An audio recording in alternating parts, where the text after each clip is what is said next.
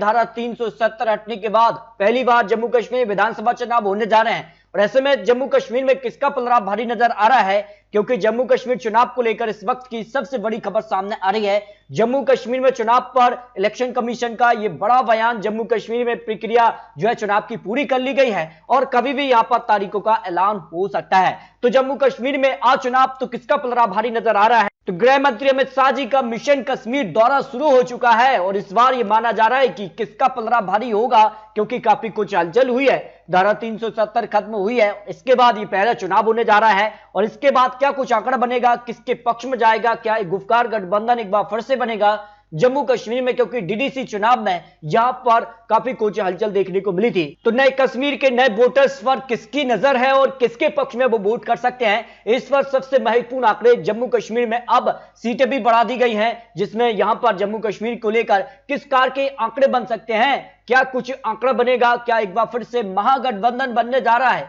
जिसका से यहां पर गुफकार गठबंधन डीडीसी चुनाव में देखने को मिले थे। इसके अलग अगर बात की जाए तो गुलाम नबी आजाद ने नई पार्टी बनाई है कांग्रेस से अलग होकर, तो वो कितना फर्क डालेंगे इस चुनाव में, ये काफी महत्वपूर्ण हो जाता है। तो आपसे सवाल पूछा था जम्मू कश्मीर विधानसभा चुनाव कौन जीत सकता है, इस पर आपकी कमेंट के आधार पर जो राय है। इसके अलावा अगर बात की जाए तो जो पिछले चुनाव के नतीजे रहे हैं उसमें अगर बात की जाए तो जिसका से यहां पर जो है पीडीपी हो या फिर नेशनल कॉन्फ्रेंस कांग्रेस का भी पलड़ा भारी रहा था। यहां पर 2014 जो लास्ट चुनाव था उसमें यहां पर पीडीपी ने सबसे ज्यादा 28 सीटों पर जीत हासिल की थी, जबकि अगर बात की जाए तो यहां पर भारतीय जनता पार्टी ने 25, यहां पर नेशनल कॉन्फ्रेंस ने 15 और 12 सीटों पर कांग्रेस ने जीत हासिल की थी, इससे पहले जो यहां विधानसभा चुनाव 2014 में हुए थे। तो ऐसे में क्या कुछ आंकड़ा बनेगा 2023 में, माना जा रहा है कि विधानसभा चुनाव यहां हो सकते हैं। परिसीमन के बाद ये पहला आंकड़ा जम्मू कश्मीर को लेकर सामने आ रहा है, इसमें किसका पलड़ा भारी नजर आ रहा है। लोकसभा चुनाव में भी भारतीय जनता पार्टी ने यहां पर 3 सीटें हासिल की थी, 2014 चुनाव और 2019 चुनाव में भी भारतीय जनता पार्टी ने 3 सीटों पर जीत हासिल की थी। तो इस वक्त किसका पलड़ा भारी हो सकता है।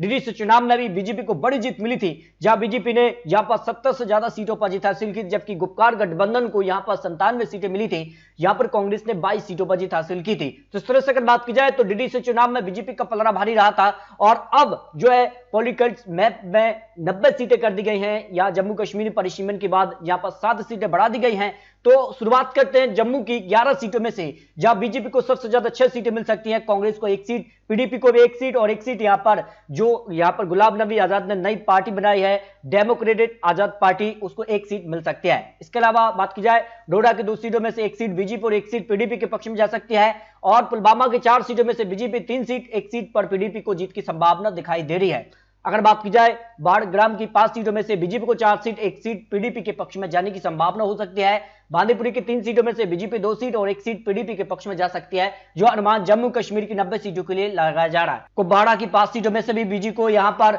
जो है 0 सीट, जबकि कांग्रेस को 3 सीटें मिल सकती है, पीडीपी 1 सीट और 1 सीट डीएपी के पक्ष में जा सकती है। कड़वा की 5 सीटों में से बीजेपी 3 सीट और यहां डीएपी के पक्ष में भी यहां पर 1 सीट, पीडीपी को यहां पर 1 सीट मिल सकती है, जो अनुमान लगाया जा रहा है। गदरबली की 2 सीटों में से 1 सीट बीजेपी और 1 सीट पीडीपी के पक्ष में जाने की संभावना ओपिनियन पोल के हिसाब से लगाई जा रही है। सांबा की 2 सीटों में से बीजेपी 1 सीट और 1 सीट यहां पर डीएपी की पार्टी पक्ष में जा सकते हैं। यहां पर रामबाग की 2 सीटों में से बीजेपी और डीएपी के बीच कड़ी टक्कर देखने को मिल सकती है। रियासी की 3 सीटों में से बीजेपी को 2 सीट, 1 सीट डीएपी के पक्ष में जा सकती है। राजौरी की 4 सीटों में से बीजेपी 3 सीट और यहां पर डीएपी पार्टी के पक्ष में 1 सीट जा सकती है। लेह की 2 सीटों में से 1 सीट पर जो है कांग्रेस और 1 सीट पर डीएपी के पलड़ा भारी नजर आ रहा है। श्रीनगर की 8 सीटों में से बीजेपी को 6 सीट, 1 सीट डीएपी और 1 सीट यहां पर पीडीपी के पक्ष में जाने की संभावना हो सकती है। शोपिया की 2 सीटों में से 1 सीट बीजेपी और 1 सीट डीएपी के, जबकि अगर बात की जाए जम्मू कश्मीर विधानसभा चुनाव के लिए 90 सीटों का जो ओपिनियन पोल है उसमें अगर बात की जाए तो भारतीय जनता पार्टी यानी बीजेपी को 51 सीटें यानी बहुमत का आंकड़ा, इस हिसाब से भी भारतीय जनता पार्टी को